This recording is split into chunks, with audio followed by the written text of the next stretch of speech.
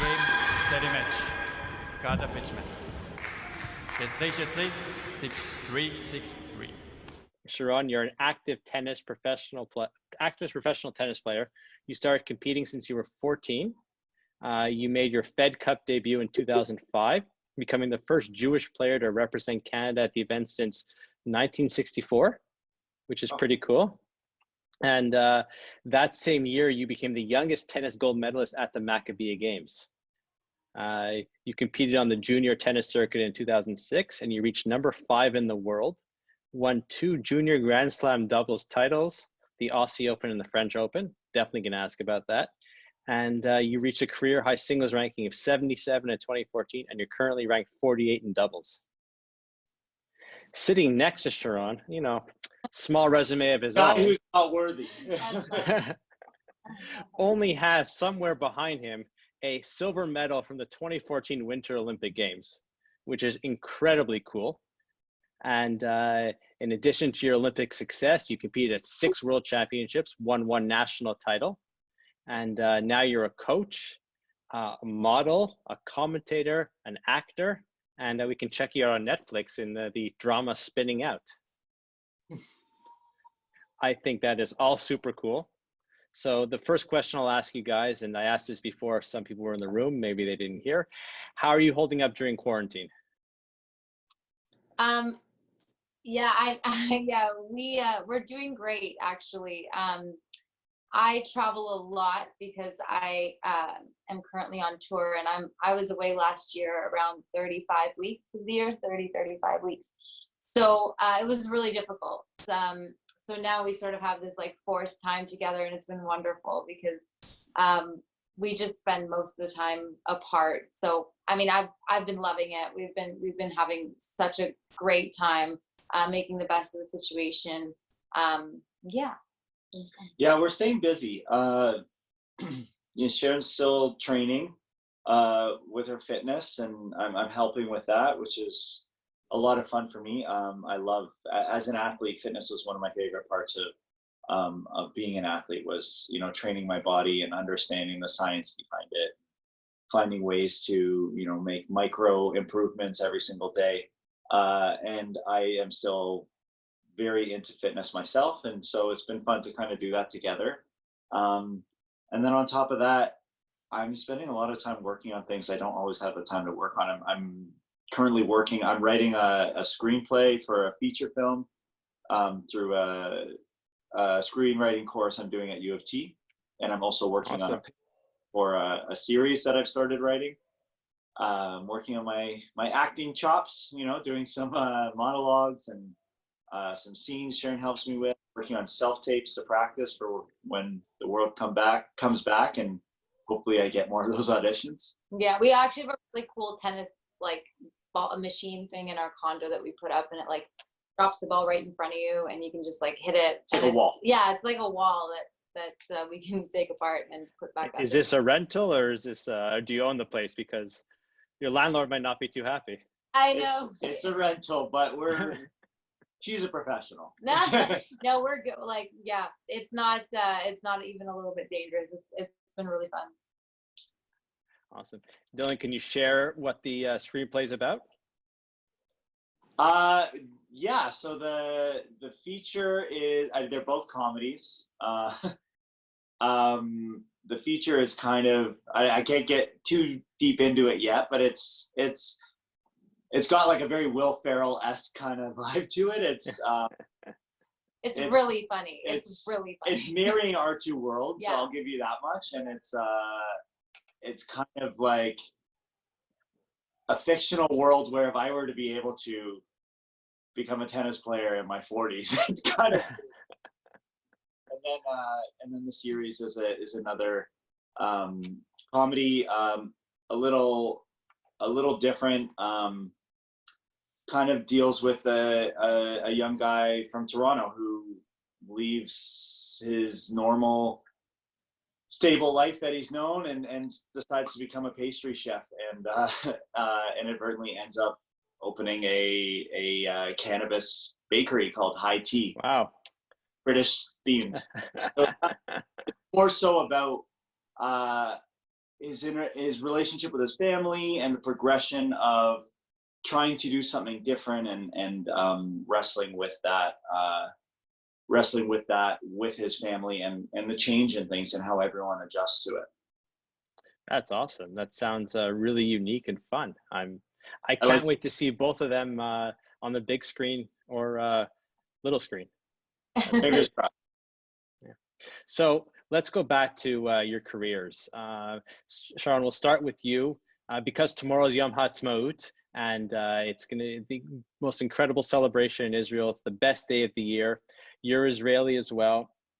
Take us back to 2005, the Maccabi Games. What did that mean for you, competing there, representing Canada at the world's third largest sporting event?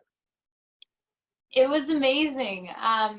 I had never been to Israel at that point, which was so special for me to go.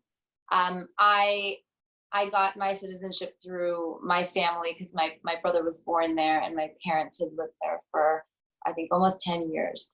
So it was really special to go for the first time, and then to go for such a monumentous occasion it was inexplicable. And then it was really fun. I was the flag bearer for that Maccabi Games, and that was so special. I just remember being just so impressed with how many people and how big the opening ceremony was. It was huge. At the time I was 14 and I'd never been in such a big stadium. It was extraordinary. And then it was just so exciting to meet so many people from around the world and to be competing for my country. And it was really fun because at that point, especially for tennis, you are competing individually for the most part. There is doubles, but to be part of a team and a country, and when I won my matches and I won 3 medals, I got that for Canada, and that was something that I'd never been able to do, and it was just such a special experience. It was so fun to just meet such incredible people from around the world and all come together and see the country as well. It's such a special, special place, and just talking about it makes me miss it. Yeah, it's very well said. It's one of the most special places on earth, and I think everyone watching right now and everyone that's been to the games echoes those sentiments. So your first international experience, Dylan, was a bit different. So tell us about that. Tell us about how your career got started and how you went from Canadian figure skater to an Olympic silver medalist. See if I can remember that far back. My first international experience, well, I mean, my first time representing Canada was actually in Lake Placid. So it wasn't that exotic. It was a lot historical of fun. Place. Yeah, historical place. And I've competed there numerous times, and it's beautiful. It was a great experience. My first time traveling for Canada, I got to compete internationally, at least like abroad. It was in Slovenia, and that was such an amazing experience.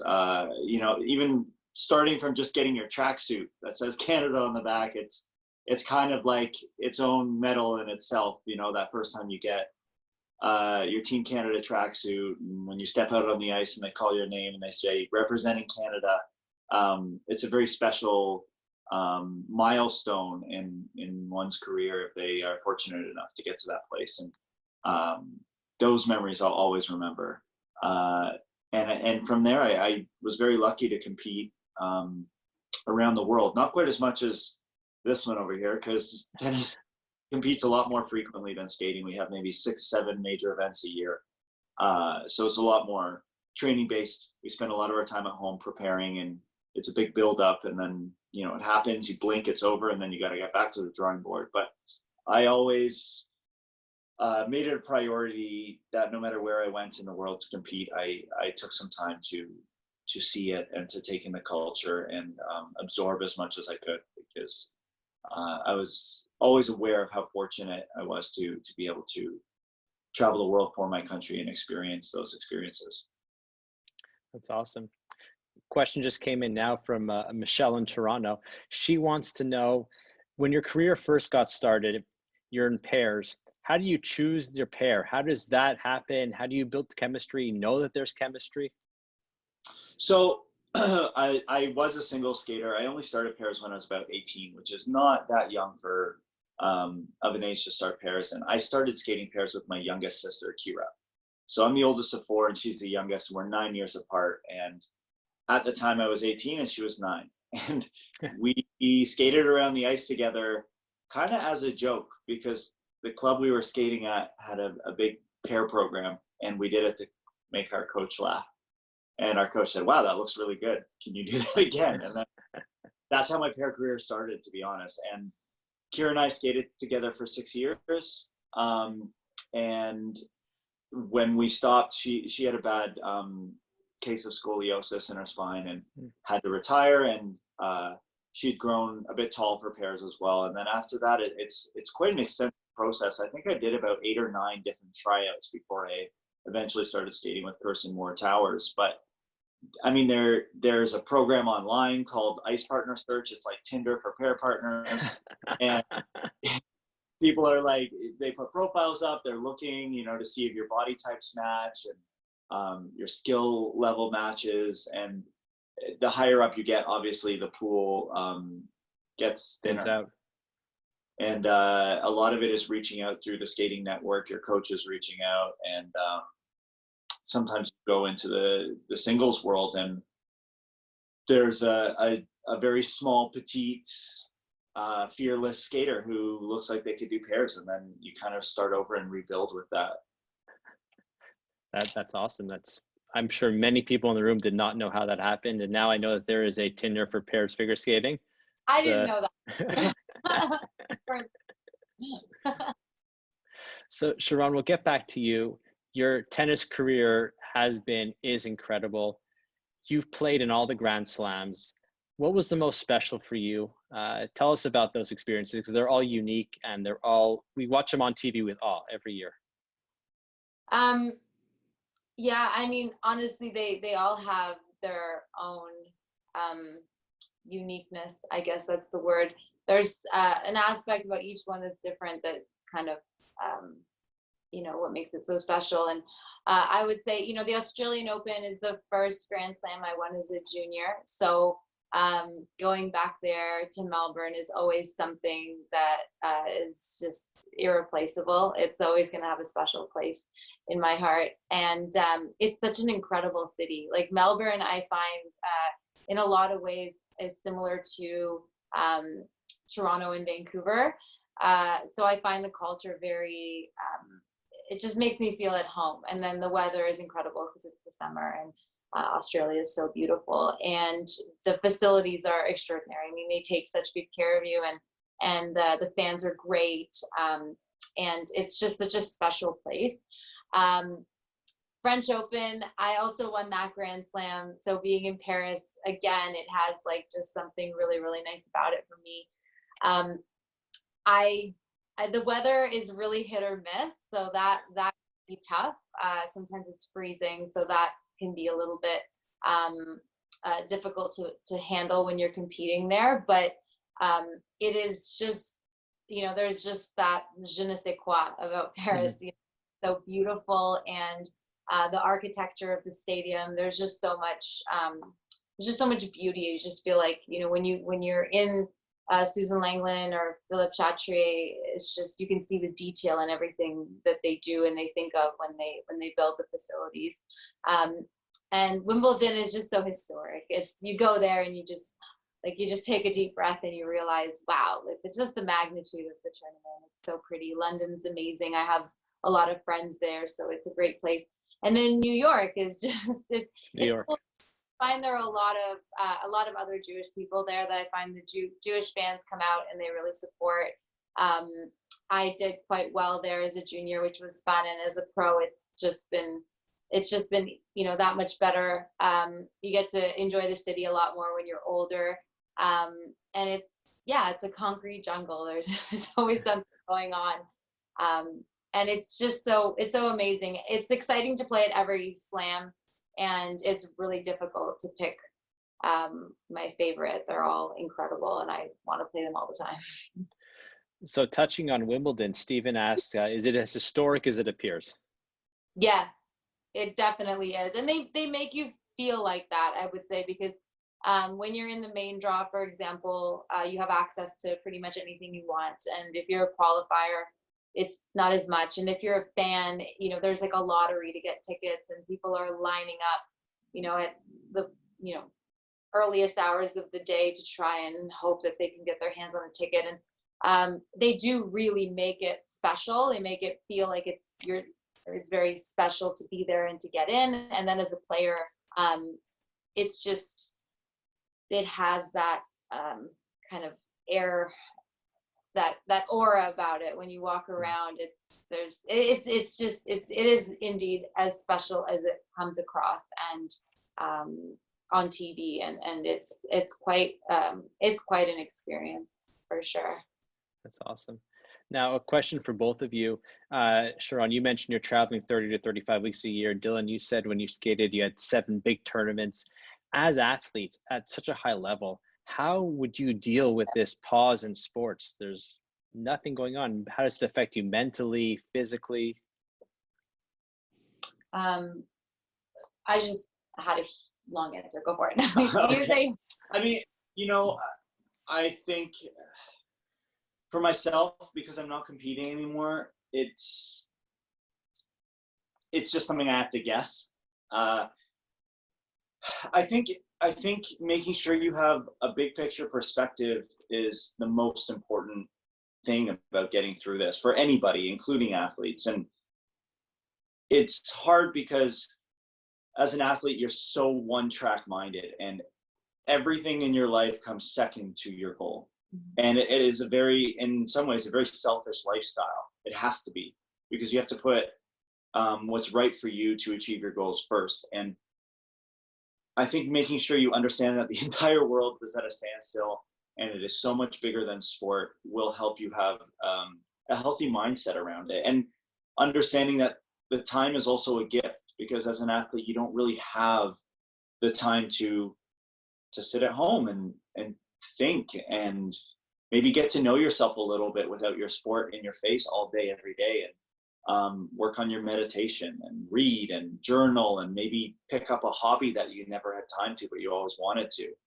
I think making sure that you have a healthy balance of staying fit, but also giving yourself that mental freedom to live in the moment a little and reflect on everything as the world as we know it is paused. Yeah.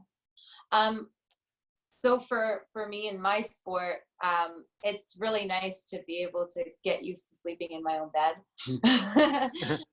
Found that sometimes I would come home for like a handful of days and it would just feel so strange. So I find the pause in that regard quite nice. I also stepped away from tennis for almost 3 years, 2.5 years from competing. So as strange as it is, I actually have some experience with stopping. So I am really doing my best to use this time to just really enjoy being with Dylan and working on the parts of my life that I don't really get to pay as much attention to, exploring new hobbies, reading a lot more, taking different courses. At some point, tennis for me is going to be finished. You can't compete as a professional athlete forever. And this time gives me the opportunity to really focus on the aspects of my life that I'm going to want to make a priority later on. And honestly, I'm really, like I said it before, but I'm really, really enjoying my time at home with Dylan. And, these kind of moments are priceless. So I'm very happy about that. I'm finally in the city to be able to at least be around my family. I have to keep the social distance, but my niece is turning 1, and instead of, I can kind of see her through the window and see her a lot closer just on a screen. So it's been nice, and there's also so many people out there that are truly struggling, and it is such a scary time for many people. And Dylan and I are so fortunate. We have a wonderful home. We have each other. we're healthy, we're happy.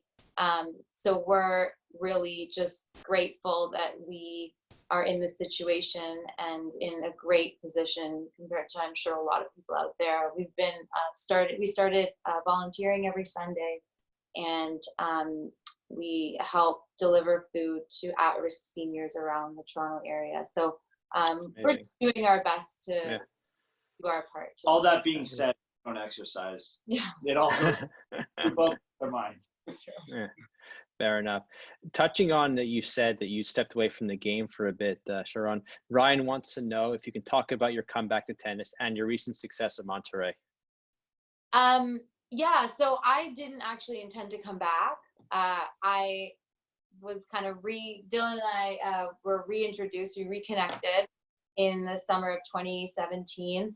And Dylan was in his last year of competing, so he was planning to go to Pyeongchang. So his career sort of, when his career finished, I was inspired to come back and play, through his experience. And my goal was to come back and play the Olympics. And Dylan really helped me find the kind of fire to do that. He was really the one that ignited my drive to come back to competing professionally. So that was kind of how it started. And then, it's been now, I guess, close to a year and a half, not quite, I think. And I feel like my success, going from 0 to now top 50 in the world, a lot of it is attributed to Dylan. He's just endlessly patient and supportive, and He'll hold the racket. He doesn't hold the racket. Sometimes I feel like, you do in spirit. So I just hold the bags.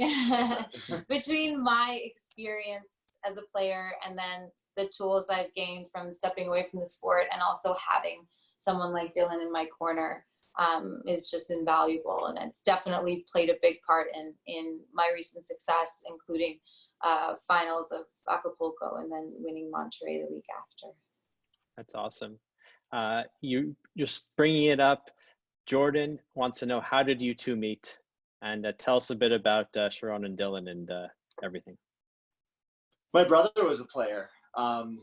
Misha Moscovitch, he played tennis. He was a common face in the Ontario circuit. He did pretty well, and they knew each other. My childhood best friend actually practiced at the same club that Dylan's brother did. So that was the connection. My sister and I skated at the cricket club.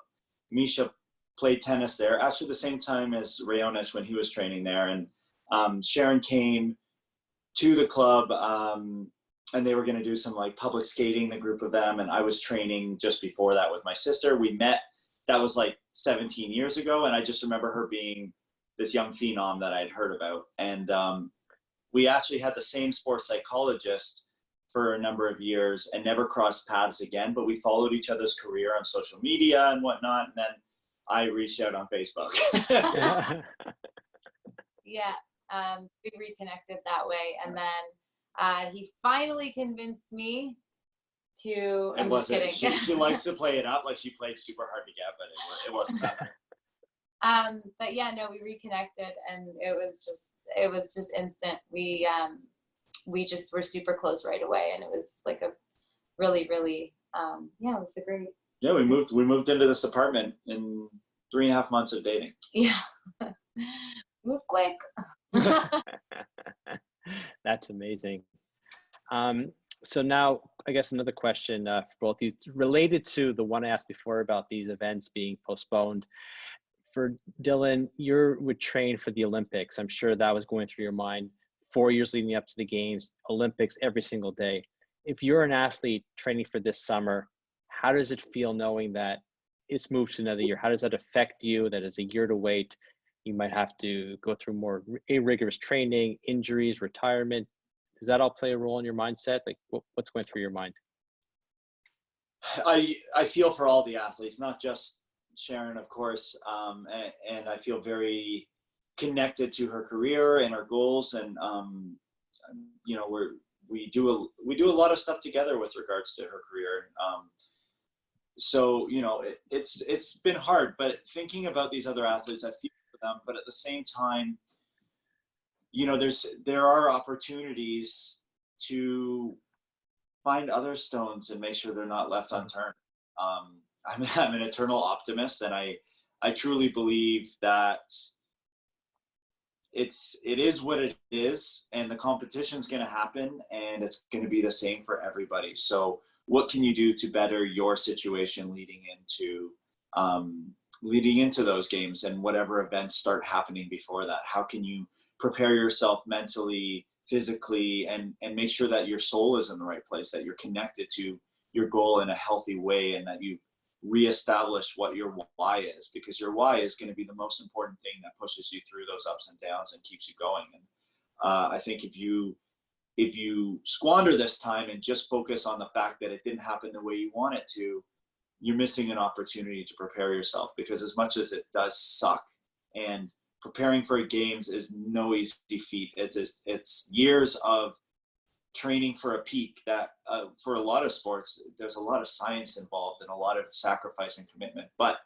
that being said, you know, field of play, it happened. Yeah. It's going to, when it happens, so be ready for it and use the opportunity to make sure you are at your best. You mentioned being mentally prepared. Howard wants to know, what are common training techniques that both of you use in preparation for competition, especially mental ones?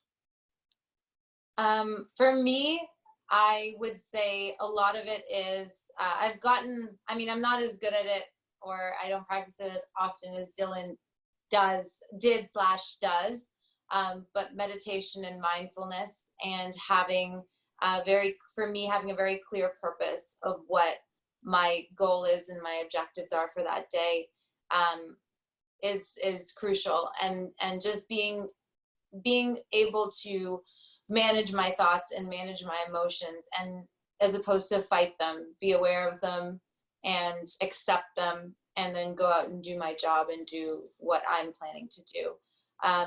So for me, that's the way I would say I like to focus and prepare for whatever I'm supposed to be doing that day.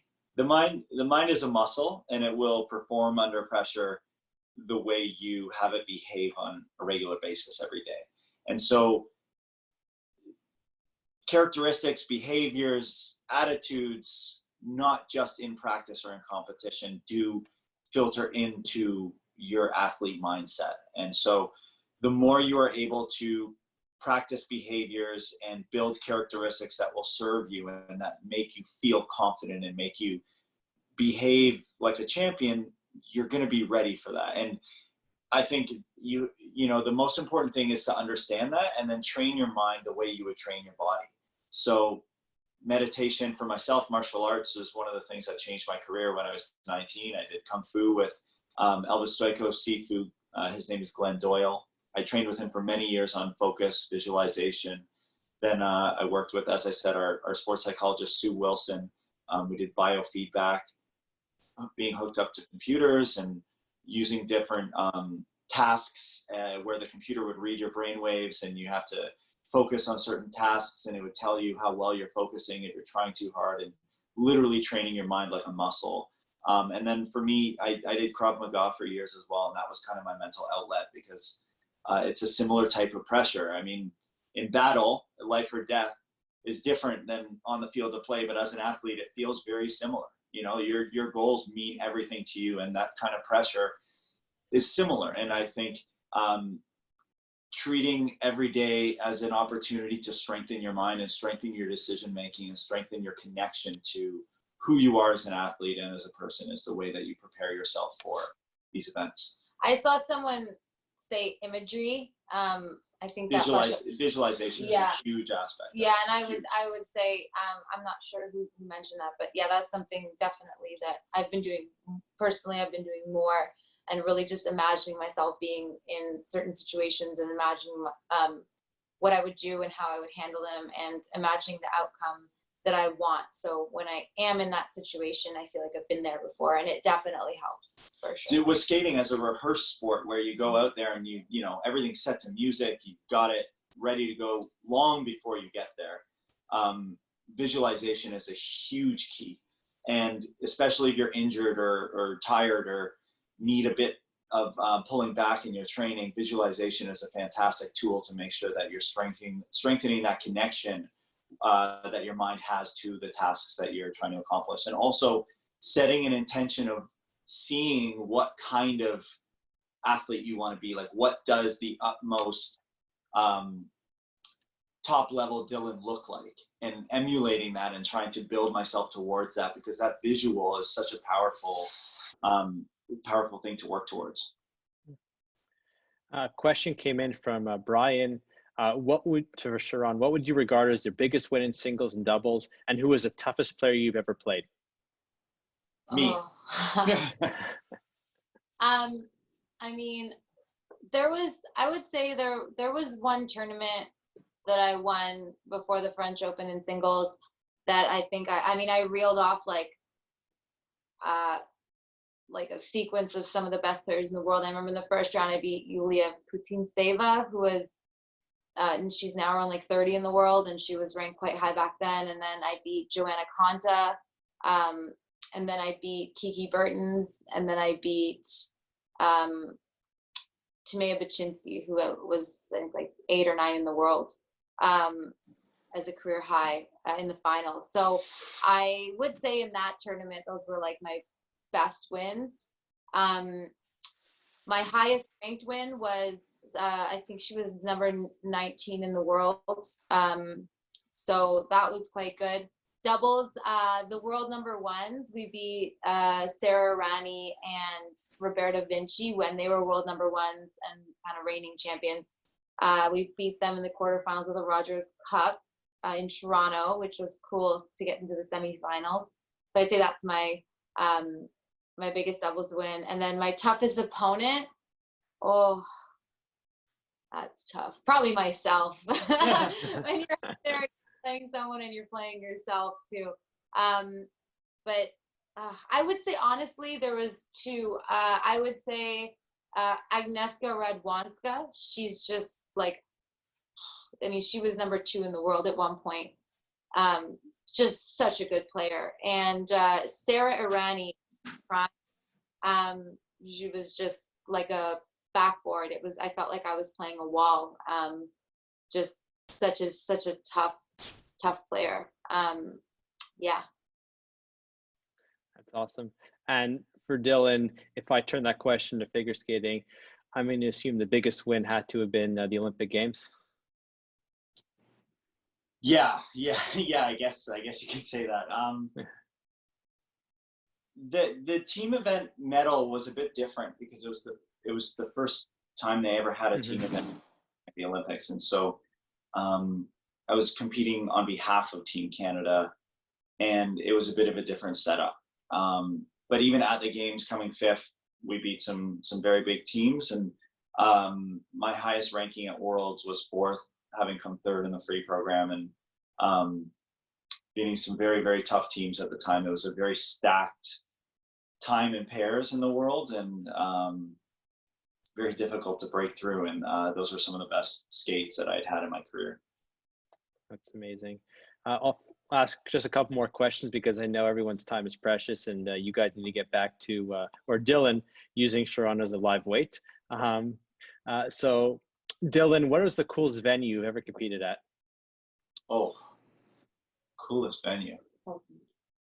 Helsinki was cool. I think the stadium in Sochi was amazing, inside and out. It was amazing, but probably two of the coolest experiences was one, Worlds in Saitama, just outside of Tokyo, and that's partially because there were 18,000 people there, not an empty seat. Wow.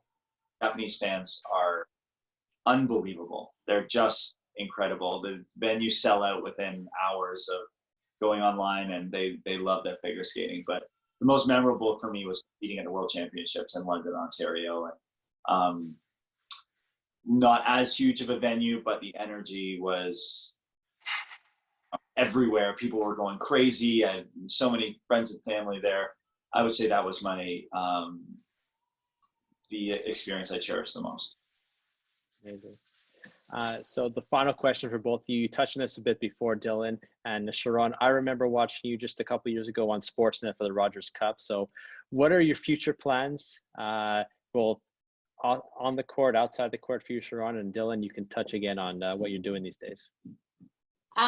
Yeah, that's a great question. So for now, I mean, tennis is in a kind of a holding pattern, just like the rest of the world is. So I'm very focused on competing right now. My goal was 2020 Olympics. That's obviously been postponed a year. So I really have my sights set on that in the mid future, I guess. But post tennis, whenever that is, when I do retire finally again, I love TV. I love working with Sportsnet, commentary, broadcasting. I definitely would like to continue down that avenue. I also really, really love coaching, especially high performance. I really love working with the young juniors. I was fortunate enough to be able to travel with some of the best juniors in Canada when I was off and I had stopped competing, and it was so rewarding. I really felt like I was making a difference. I've really found kind of something that I felt was almost as rewarding and you know, it kind of lit that same fire that I have when I compete. So that's something I really see myself doing, staying involved in tennis and absolutely continuing to pursue TV, sports television. Awesome. I'm kind of all over the map. I'm coaching figure skating and power skating. Obviously not right now, but those are things that are kind of constants in my life. But my real passion lies in screenwriting and acting and hosting. I co-host a skating show on CBC Sports' YouTube channel called That Figure Skating Show, and I do commentary for CBC as well for figure skating, and I really, really enjoy the broadcasting side of sports. Interested to see where the show goes whenever skating picks back up again. And as you know, everywhere the media world is changing and shifting between broadcast and digital, and everything's kind of evolving. So I'm excited to see what opportunities come my way.